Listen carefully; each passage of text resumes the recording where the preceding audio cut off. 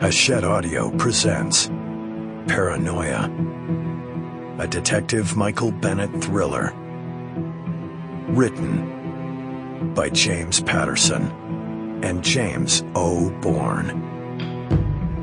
Read by Peter Giles, Will Collier, and Kif Vanden Heuvel.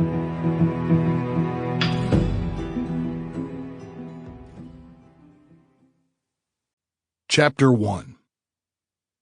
Ralph Stein tried to swallow. His throat was too dry. He'd been in tight spots before, but nothing like this. He needed to buy time. He wasn't sure what he'd do with it, but the longer he kept this guy's attention, the greater the chance that he might get out of this. Or so he hoped. Ralph cast a reassuring look over at Gary Halverson. But Gary was past the point of reassurance. Sweat poured down his face, making his thin hair stick to his forehead.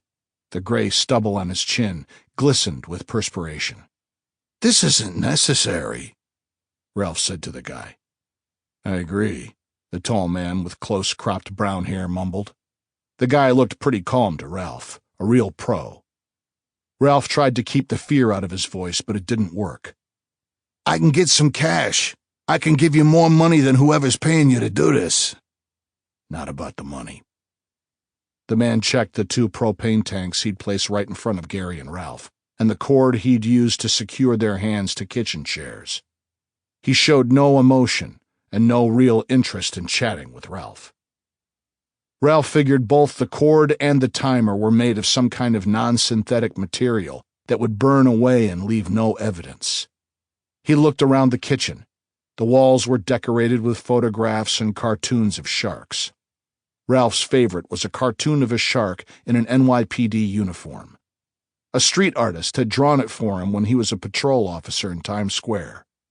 His eyes fell on the crayon portrait that his sister's little granddaughter had drawn for him. She was an absolute doll.